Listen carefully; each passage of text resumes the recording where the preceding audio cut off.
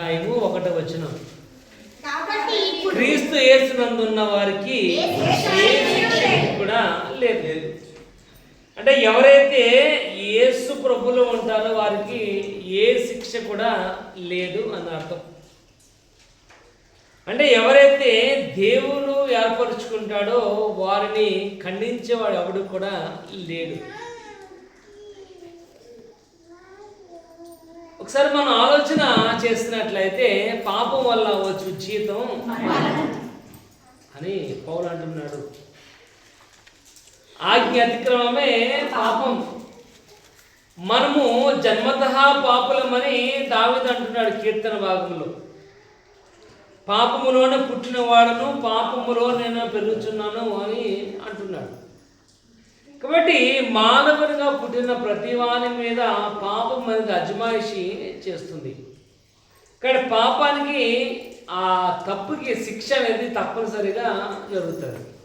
ఎందుకంటే ఆది కాలంలో మనం చూసినట్లు అర్థమవుతుంది, ఆదాము దేవుని యొక్క మాటను వినిన వాడికైతే అతని మీద ఇక మాట వినకపోవడం వల్ల పాపము అనేది సంతరించింది. దానికి తగిన శిక్ష ఏంటంటే చనిపోవడం, మరణం. పాపం వల్ల వచ్చు జీతం మరణం. కాబట్టి ఎవరైతే ప్రతి మనిషి కూడా పాపంలోనే పుట్టాడు, పాపంలోనే పెరుగుతున్నాడు, పాపంలోని జీవాన్ని కొనసాగిస్తున్నాడు కనుక దాని పర్యవసానం ఏంటంటే చనిపోవడం. కానీ ఇక్కడ రాయబడుచుంది క్రీస్తు యేసునందున్న వారికి ఏ శిక్ష కూడా లేదు. అంటే పాపములో ఉన్న నీ మీద ఏ శిక్ష కూడా విధించడానికి కూడా అవకాశం లేదు. అంటే ఆ శిక్ష ఆల్రెడీ అక్కడ జరిగిపోయింది. ఆ శిక్ష ఆల్రెడీ జరిగిపోయింది. ఆ శిక్ష ఆల్రెడీ ఒక వ్యక్తి భరించాడు కనుక ఆ భారము, ఏ పాప భారం అయితే ఉందో ఆ పాపం వల్ల వచ్చే శిక్ష నీ మీద అనేది ఉండదు అని దాని అర్థం. అందుకే అంటున్నాడు క్రీస్తు యేసునందున్న వారికి ఏ శిక్ష కూడా లేదు. ఇక్కడ ఆ పాప భారము నీ మీద ఉండకుండా ఉండాలి అంటే నువ్వు క్రీస్తు యేసులో ఉండాలి. దాని అర్థం అది. ఎవడైతే దేవునిలో ఉంటాడో, యేసు ప్రభులో ఉంటాడో వాడి మీద ఏ శిక్ష కూడా లేదు. 34వ వచనంలో రాయబడుతుంది, ఇట్లుండగా ఏమందుము, దేవుడు మన పక్షమున ఉండగా మనకు విరోధి ఎవడు. అంటే మనము క్రీస్తులో ఉండగా విరోధి అనేవాడు లేడు. కానీ ఇక్కడ రాయబడుచుంది ఎవడైతే ప్రభులో ఉంటాడో. కాబట్టి ఆ శిక్ష నీ మీద ఉండకుండా ఉండాలి అంటే నువ్వు ప్రభులో, క్రీస్తులో ఉండాలి. నేను ఆజ్ఞ అతిక్రమమే పాపం. దేవుని యొక్క ఆజ్ఞను వినకపోవడమే పాపం. కనుక ఆ పాప భారము నీ మీద ఉండకుండా ఉండాలి అంటే నువ్వు యేసు ప్రభుని ఏం చేయాలంటే అంగీకరించాలి. ఆ అంగీకారానికి గుర్తు ఏంటంటే బాప్తిసం. కానీ యేసు ప్రభు యొక్క నమ్మకానికి విశ్వాసం కనుక రాయబడుతుంది, there is no condemnation those who are in Christ Jesus. యేసు ప్రభులో ఉన్న వానికి ఏ శిక్ష విధి కూడా లేదు. అంటే ఇక్కడ వాక్యభాగం కూడా రాయబడుచున్న మాట కూడా అదే. ఎందుకంటే ఎందుకు ఆయన మనల్ని ఏర్పరచుకున్నాడు? ఎందుకంటే మనము ఆయనకు ప్రభువుని తినడానికి కూడా యోగ్యులము కాము. ఎందుకంటే ఈ పాప భారము నీ మీద ఉండటం వల్ల నువ్వు పిలిచిన ఆయన పలికేవాడైతే కాదు. కాబట్టి ఆయన పిలిచిన ఆయన పలికేవాడిగా ఉండాలంటే ఆ పాపానికి శిక్ష అనేది జరగాలి. కనుక ఆ శిక్ష ఆయన భరించాడు కనుక పాపం ఎరుగని ఆయన నీ కోసము పాపిగా ఎంచబడ్డాడు అంటున్నాడు. పాపం ఎరుగని ఆయన, పాపము చేయని ఆయన నీ కోసము పాపిగా ఎంచబడి ఆ కల్వరిగిరి శిలువపై భయంకరమైన బాధను అనుభవించిన వాడుగా కనబడుతున్నాడు. కనుక క్రీస్తు యేసునందున్న వారికి ఏ శిక్ష కూడా లేదు. కాబట్టి ఎందుకు నీ మీద అంత శిక్ష ఆయన తీసివేసిన వాడుగా, ఎందుకు నీ మీద ఆ శిక్ష లేకుండా చేశాడు అంటే దానికి గల కారణం అనేది అదే అధ్యాయంలో రాయబడుతుంది. ఎందుకంటే ఒకసారి మనం ఆలోచన చేసినట్లయితే 1వ కొరింథీ 1వ అధ్యాయము 27వ వచనం నుంచి ఒకసారి మనం చదువుకుందాం. ఒకసారి చూడండి.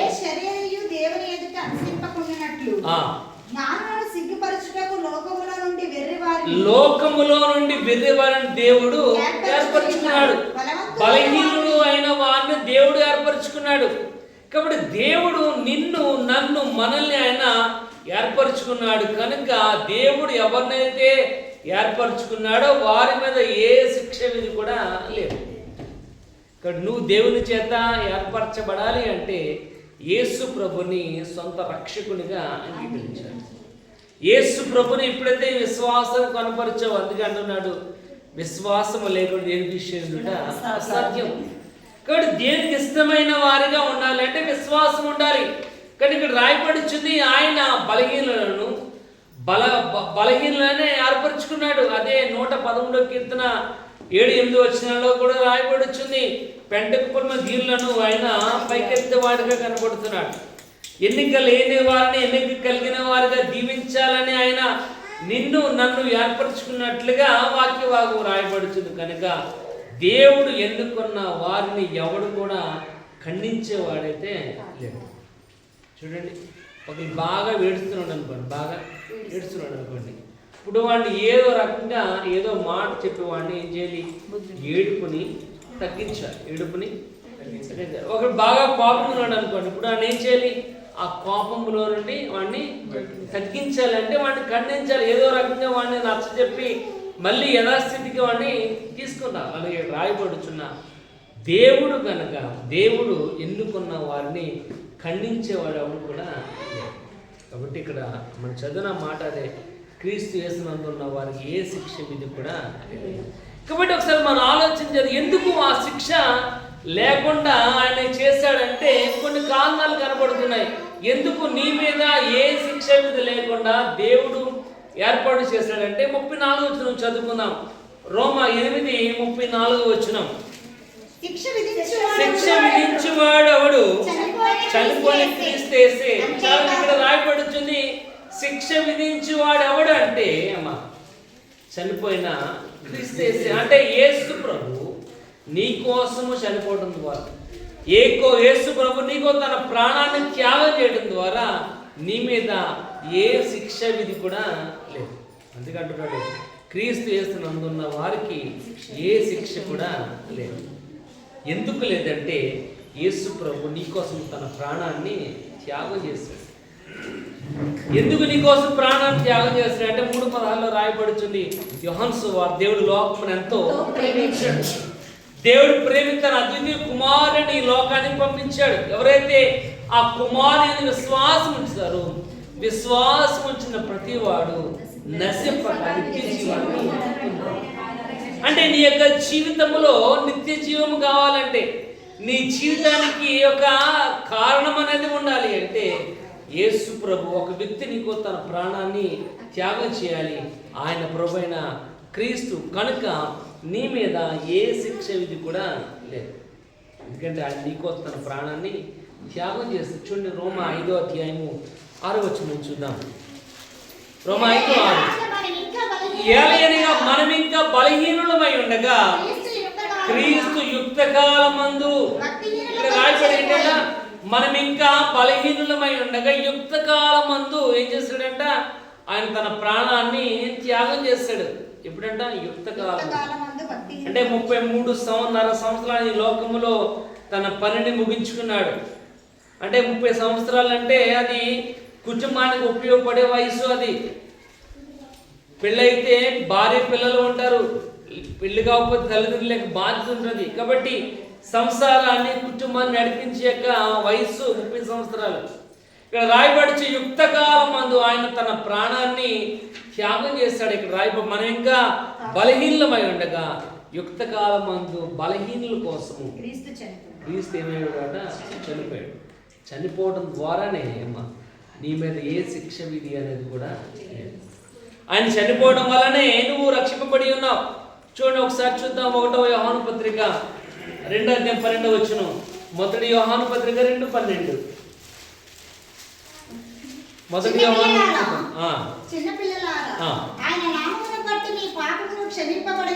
ఆయన నామమును బట్టి మీ పాపములు క్షమించబడి ఉన్నవి గనుక ఏంటంటే ఆయన నామమును బట్టి మీ పాపములు ఏం చేయబట్టి క్షమించబడి ఉన్నాయి.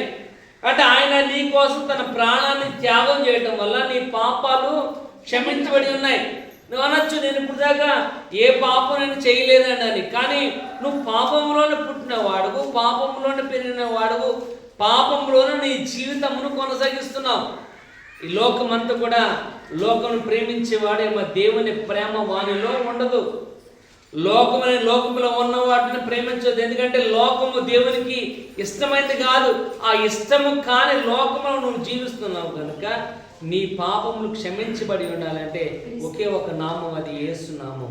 అందుకే రాయబడుతుంది, క్రీస్తు యేసు నామం ఉన్న వారికి ఏ శిక్ష కూడా లేదు. ఎందుకంటే యేసు ప్రభు నీ కోసము చనిపోయాడు. ఎందుకు చనిపోయాడు అంటే ఇక్కడ అదే 8వ వచనంలో రాయబడుతుంది, నీతిమంతుని కొరకు సహితం ఒకడు చనిపోవుట అరుదు.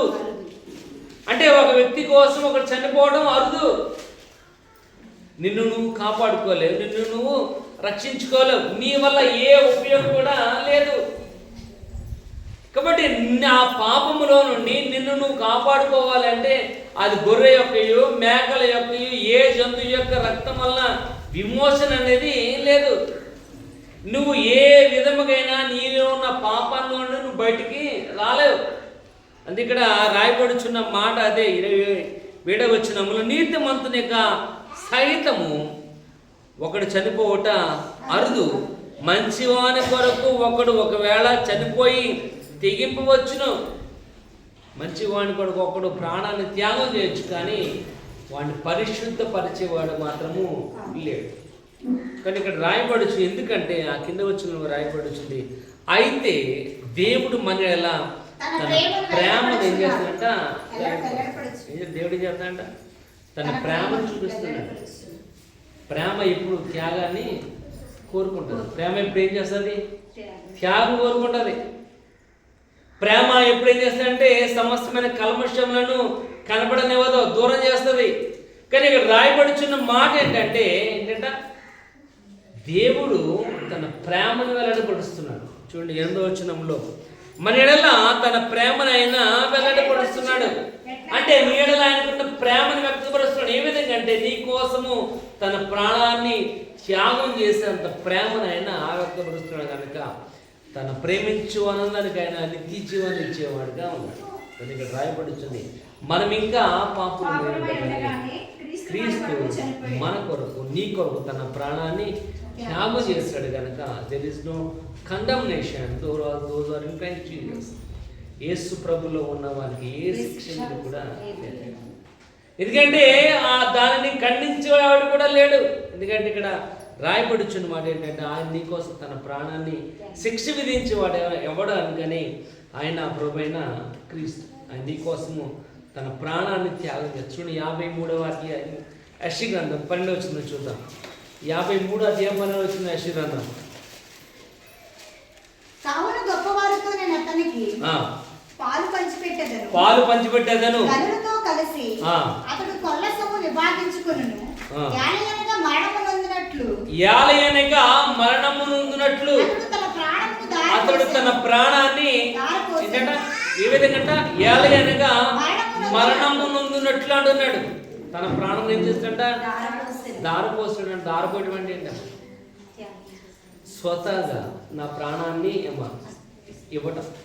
స్వతహాగా రాయబడి తన ప్రాణాన్ని ఏం చేయడం, దారిపోస్తాడు నీకోసం. కనుక నువ్వు క్రీస్తు యేసులో ఉన్నట్లయితే ఏ శిక్ష విధి కూడా నీ మీద ఉంది. కానీ ఇక్కడ రాయబడుచున్న మాట ఏంటంటే అమ్మా క్రీస్తులో ఉంటే ఒకే ఒక మార్గం. క్రీస్తులో ఉంటే నా మాట వినాలి. క్రీస్తులో ఉంటే ఒకే ఒక మరణం. క్రీస్తులో లేకపోతే 2 మరణాలు. క్రీస్తులో ఉంటే ఒకటే మరణం, క్రీస్తులో లేకపోతే 2 మరణాలు. ఎందుకంటే ఒకటి భౌతికమైన మరణం, రెండోది అగ్నిగుండం. అది ఎప్పుడు కూడా కాలుతో ఉండదు, నిప్పు ఆరుదేమా పురుగు, అది 2వ. ఎప్పుడైతే క్రీస్తులో ఉన్న ఒకే ఒక మరణం, ఎందుకంటే భౌతికమైన మరణం ఒకటే క్రీస్తులో ఉన్న వారికి. ఎందుకంటే 2వ మరణం లేదు. ఎందుకంటే ఆయన వచ్చినప్పుడు ఆయనతో పాటు క్రీస్తు యేసునందు ఉన్నవాడు మొదట లేదు, ఆమె మీద సజ్జులమై ఉన్న మనము మేఘం మీద ఆయనతో పాటు కొనుక్కోబడదు. రెండో మరణం లేదు. రెండో మరణం చాలా భయంకరమైనది. ఇక్కడ రాయబడి వచ్చింది ఎందుకంటే క్రీస్తు నీకో తన ప్రాణాన్ని త్యాగం చేశాడు. తన ప్రాణాన్ని ఇచ్చాడు కనుక నీ మీద ఏ శిక్ష విధి కూడా లేదు. ఎందుకంటే రాయబడి వచ్చింది ఆయన తన ప్రాణాన్ని ఆరోపించుకోండి. ఫిలిప్పీ రాసిన పత్రిక 2వ అధ్యాయం 8వ వచనం చూద్దాం. ఫిలిప్పీ 2వ అధ్యాయం 8వ వచనం ఏంటంటే ఆయన ఆకారమందు మనిషిగా ఉన్నాడు కానీ మరణం పొందినంతగా, ఏ మరణం అంటే సిలువ మరణం పొందినంతగా విధేయత కలిగిన వాడిగా ఉన్నాడు. ఆకారమందు నీలాగానే ఉన్నాడు కానీ ఆయన మరణానికి మాత్రం ప్రాముఖ్యత అనేది. కానీ సామెతలు అంటున్నాడు, ఒకరి ఎదుట సరైన మార్గము కలదు, తుదుకు అది మరణానికి నడిపిస్తుంది. ఇక్కడ రాయబడి వచ్చింది ఒకడు అక్కడ అంటున్నాడు ఏంటంటే ఆయన ఆకారమందు మనిషిగా ఉన్నాడు కానీ ఆకారమందు మనిషిగా ఉన్న ఆయన చనిపోవడం వలన నీకు విమోచన అనేది కలిగింది. నీ మీద ఏ శిక్ష విధి కూడా లేదు. ఎందుకంటున్నాడు క్రీస్తు యేసునందున్న వారికి ఏ శిక్ష విధి కూడా లేదు. చూడండి తీతుకు రాసిన పత్రిక 2వ అధ్యాయం, తీతుకు రాసిన పత్రిక 2వ అధ్యాయం 14 వచ్చింది సార్ చూద్దాం. ఆయన సమస్తమైన దుర్నీతిలో నుండి మనల్ని విమోచించి సత్యంలో ఆసక్తి గల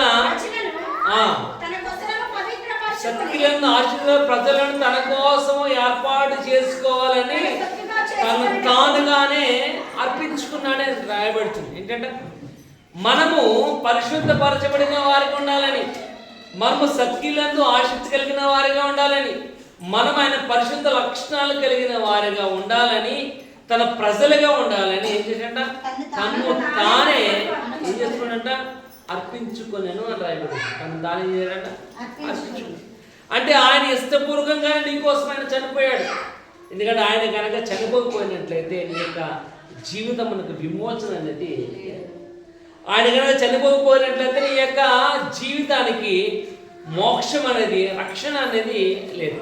అందుకే 1వ అపొస్తలుల కార్యాల్లో రాయబడుచుంది, నజరేయుడైన యేసు నామములోనే రక్షణ ఉంది తప్ప భూమి మీద ఉన్న ఏ నామములో కనుక రక్షణ అనేది లేదు. ప్రియమైన వాళ్ళరా, వాక్యభాగం రాయబడుచుంది, క్రీస్తు యేసునందున్న వారికి ఏ శిక్ష కూడా లేదు. ఎందుకు ఏ శిక్ష కూడా లేదంటే, ఒకటి ఆయన నీ కోసం తన ప్రాణాన్ని త్యాగం చేశాడు. ఇవ్వటం కాదు, ఇది నీ ప్రాణాన్ని ఆయన ప్రాణం ఏదైనా త్యాగం చేశాడు.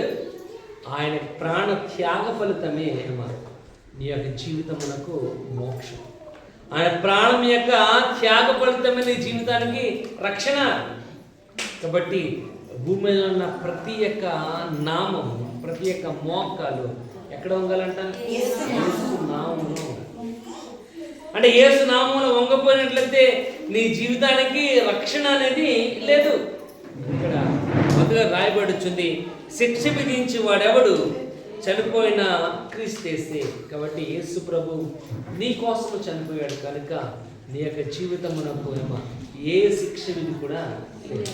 రెండోది చూద్దాం, అక్కడ రాయబడుచుంది, అంతేకాదు మృతులలో నుండి లేచిన వాడును దేవుని కుడిపార్శ్వమున ఉన్నవాడు. చాలండి, అంటే మృతులలో నుండి లేచిన వాడు దేవుని కుడిపార్శ్వమున కూర్చున్నవాడు. ఒక మాట చూద్దాం, చూడండి. ఇప్పుడు సీఎం గారు ఉన్నారనుకోండి, ఆ కాన్స్టిట్యూంట్లో ఆయనకు సీట్ ఉంటుంది, కుర్చీ ఉంటుంది. అదే సాధారణమైన కుర్చీ అవ్వచ్చు సాధారణమైన కుర్చీ అవ్వచ్చు, కానీ ఆ సీట్కి ఏముంది, వాల్యూ అనేది. ఆ కుర్చీలో కూర్చున్నవాడు ఎవడైనప్పటికమ్మా ఆ కుర్చీకే ఉంది, మన మాట ఆ కుర్చీకే ఉంది వాల్యూ అనేది. కాబట్టి ఆ కుర్చీలో కూర్చున్నవాడు ఏ శాసనం చేసినా చెల్లుతుంది, ఆ కుర్చీలో కూర్చున్నవాడు ఏం చేసినా చెల్లు. ఎందుకంటే ఆ కుర్చీకి ఏముంది, ఒక పొజిషన్ ఉంది. ఇక్కడ కూడా రాయబడుచున్న మాట అది ఏంటంటే పొజిషన్ ఆఫ్ పవర్. ఆయన యొక్క శక్తి అనేది కనబడుతుంది. ఏంటా శక్తి అంటే మృతులలో నుండి లేచిన వాడును దేవుని కుడిపార్శ్వమున కూర్చున్నాడు. ఇప్పుడు ఆయన ఎక్కడ కూర్చున్నాడంట? తండ్రి కుడిపార్శ్వమున ఆసీనుడై ఉన్నాడు. చూడండి ఒకసారి మార్కు సువార్త 16:19 చూద్దాం. మార్కు సువార్త 16:19. ఇలాగూ ప్రభువైన యేసు వారితో మాట్లాడిన తరువాత పరలోకమునకు చేర్చుకొనబడి దేవుని కుడిపార్శ్వమున ఎక్కడున్నాడంట? వారి శిష్యులతో మాట్లాడుతుండగా ఆరోహణమయ్యి వారు చూస్తుండగానే ఎక్కడ కూర్చున్నాడంట? దేవుని కుడిపార్శ్వమున. అది ఆయన యొక్క పొజిషన్. ఎక్కడ? తండ్రి యొక్క కుడిపార్శ్వమున కూర్చున్నాడు ఆయన. తండ్రి యొక్క కుడిపార్శ్వమున కూర్చోడం గల కారణం అక్కడ ప్రాముఖ్యంగా రాయబడచ్చు. చూడండి, మన పిల్లలు ఉంటారమ్మ, కుడిపార్శ్వం అంటే అమ్మ ఎక్కడ? తొడ మీద. మనం ఒళ్ళో కూర్చోబెట్టుకుంటాం. ఎవరిని కూర్చోబెట్టుకుంటాం? అందరిని కూర్చోబెట్టుకుంటాం. అందరిని కూర్చోబెట్టుకుంటాం ఒళ్ళో. ఒకరికే పొజిషన్ అది. మన ఇంట్లో 2-3 పిల్లలు ఉన్నాయమ్మా, ఒళ్ళో కూర్చునేవాడు ఒకడే. అందరిని మనం ఒళ్ళో కూర్చోబెట్టుకో. ఆ పొజిషన్ ఎవరికి? వాడికి మాత్రమే. వాడు ఆ ఒళ్ళో కూర్చున్నవాడమ్మా. ఆ ఒళ్ళో కూర్చున్నవాడు ఏం చెప్పినా, ఒళ్ళో కూర్చున్నవాడు మళ్ళీ ఒళ్ళో కూర్చున్నవాడు ఏం చెప్పినా తండ్రికి ఇష్టం ఉన్నా లేకపోయినా ఆ పని చేస్తాడు. ఒళ్ళో కూర్చున్నవాడికి రొంపట్టేసినాం. ఒళ్ళో కూర్చున్నవాడికి రొంపట్టేసి సీముడు కాలిపోతాడు. డాడీ నాకు ఐస్ క్రీమ్ కావాలని ఒకటమ్మా కొంటాడా? కొండ. ఆడ ఎక్కడ కూర్చున్నాడు? ఒళ్ళో కూర్చున్నాడు. ఇక్కడ రాయబడి ఏంటంటే పవర్ ఆఫ్ పొజిషన్. ఆయన నీకోసం కూర్చున్నాడు. తండ్రి యొక్క కుడిపార్శ్వమున ఆసీనుడై ఉన్నాడు. ఇక్కడ రాయబడుచుంది ఆయన మృతులలోని లేచిన వాడును తండ్రి కుడిపార్శ్వమున ఆసీనుడై ఉన్నాడు. ఎందుకు ఆసీనుడై ఉన్నాడు అంటే నీకోసం ఆయన విజ్ఞాపన చేసేవాడు, నీకోసం ఆయన రికమెండేషన్ చేసేవాడికి, నీ తరపున ఆయన మాట్లాడేవాడికి కనబడుతున్నాడు. ఇక్కడ రాయబడుతుంది ఆ శిష్యులు చూస్తుండగానే, ఆ శిష్యులతో మాట్లాడుతుండగానే ఆయన ఆరోహణమయ్యి తండ్రి కుడిపార్శ్వమున ఆయన ఆసీనుడు. అది ఆయన యొక్క పొజిషన్. ఎందుకంటే ఆయన ముట్ల నుండి లేచిన వాడుగా ఉన్నాడు కనుక ఆయన అక్కడ కూర్చున్నాడు. కనుక ఆయన అక్కడ కూర్చున్నాడు కనుక ఆయన రాయబడుతుంది దేర్ ఇస్ నో కండమ్నేషన్. నీ మీద ఏ శిక్ష విధి కూడా లేదు. ఇప్పుడు మా ఇంటి పేడేమో, మా ఇంటి పేరుడేమో పార్లమెంట్లో కూర్చున్నాడు అనుకోండి. మా ఇంటి పేరుడు పార్లమెంట్లో కూర్చుంటే నేను ఎవరైనా ఏం చేస్తాను ఇక్కడ? నేను ఏం చేసినా అమ్మా నన్ను ఆపేవాడు ఎవడ కూడా. ఎందుకంటే అమ్మా మా ఊరు అక్కడ ఉన్నాడు. ఎక్కడున్నాడు? పార్లమెంట్లో ఉన్నాడు. మా వాడు పార్లమెంట్లో ఉంటే అమ్మా నేను చిటికెత్తే అమ్మ అన్ని పనులు అయిపోయాగా ఉంటుంది. అవునా? కానీ అక్కడ మనకి తెలియడం అనుకుంటాను. అక్కడ మనకి తెలియడం అనుకోండి, మన చిటికేసిన ఏం పని. ఇక్కడ రాయబడుచుంది ఏంటంటే నిన్ను కాపాడేవాడు, నిన్ను విమోచించేవాడు, నేను రక్షించేవాడు, నీకు ఏది అవసరమో దయచేసేవాడు ఎక్కడున్నాడంట? తండ్రి కుడిపార్శ్వమున ఆసీనుడై. పార్లమెంట్ కంటే అమ్మా ఇంకా ఎక్కువ అక్కడ కూర్చున్నాడు. ఎందుకంటే నీ జీవితంలో ఏ ఇబ్బందిని కలపడం. అందుకే రాయబడుచుంది దేవుడు మన పక్షంలో ఉండగా మనకి నువ్వు క్రీస్తు యేసులో ఉంటే నీ మీదకి శిక్ష విధి కూడా లేదు. ఎందుకంటే ఆ శిక్షను ఆల్రెడీ ఆయన భరించాడు. ఆ శిక్ష ఆయన మీద ఆల్రెడీ ఆయన భరించాడు కనుక రేపటి దినమున నీ మీద ఏ శిక్ష కూడా ఉండదు. ఎందుకంటే ఆజ్ఞ అతిక్రమమే పాపం వల్ల వచ్చే జీవితం మరణం. కాబట్టి ఈ పాపాన్ని ఇంకా కన్సిడర్ చేయడానికి వీల్లేదు. ఎందుకంటే ఈ పాపానికి ఆల్రెడీ యేసు ప్రభు శిక్షను అనుభవించాడు కనుక ఈ పాపం, ఏ పాపం? ఆజ్ఞ అతిక్రమము ఆదాము నుంచి సంక్రమిస్తున్న ఈ పాపము నీ మీద అజమాయి చేయడానికి లేదు. ఎందుకంటే దానికి తగిన శిక్ష యేసు ప్రభు ఆల్రెడీ భరించాడు కనుక రాయబడుచుంది దెర్ ఇస్ నో కండమ్నేషన్. నీ మీద ఏ శిక్ష కూడా లేదు. కానీ నీ మీద శిక్ష ఉంటుంది ఏంటంటే నువ్వు చేసిన దాన్ని బట్టే నీకు జడ్జిమెంట్, నువ్వు చేసిన దాన్ని బట్టే శిక్ష, నువ్వు చేసిన దాన్ని బట్టే నీ ఆ ఫలితం అన్నది ఉంటుంది. ఇక్కడ రాయబడుచుంది ఆ పాపం వల్ల వచ్చిన జీవితం మాత్రం నీ మీద మాత్రం లేదు. ఎందుకంటే ఈశ్వరు వాళ్ళని కొంత ప్రాణాన్ని త్యాగం చేశాడు కనుక ఆయన ఎక్కడున్నాడంటే అమ్మ తండ్రి కుడిపార్శ్వమున ఆయన ఆసీనుడై ఉన్నవాడిగా కనబడుతుంది. చూడండి 1 కొరింథీ 15 అధ్యాయము 20 చూద్దాం. 1 కొరింథీ 15 అధ్యాయం 20. ఇప్పుడైతే నిద్రించిన వారిలో ప్రథమ ఫలముగా ఇప్పుడైతే నిద్రించిన వారిలో ప్రథమ ఫలముగా క్రీస్తున్నాడు. ఇప్పుడైతే ఏంటంటే ఇప్పుడైతే చనిపోయిన వారిలో లేచిన వాడు ఎవడైనా ఉన్నాడంటే ఆయన ప్రభువైన క్రీస్తు. ఆయన చనిపోయి తిరిగి లేచాడు కనుక ఆయన అందు విశ్వాసం ఉంచిన వారు కూడా చనిపోయినను తిరిగి లేస్తారు. అది రాయబడుచు. ఎందుకంటే ఆయన కూర్చున్న పొజిషన్ అటువంటిది, ఆయన కూర్చున్న స్థానం అటువంటిది. ఎందుకంటే ఇక్కడ రాయబడుచుంది ప్రథమ ఫలముగా క్రీస్తు మృతులలో నుండి లేపబడ్డాడు. కాబట్టి ప్రియమైన వాళ్ళరా చూడండి, తీతుకు రాసిన పత్రిక సార్ చూద్దాం. తీతుకు రాసిన పత్రిక 2:11 సార్ చూడండి.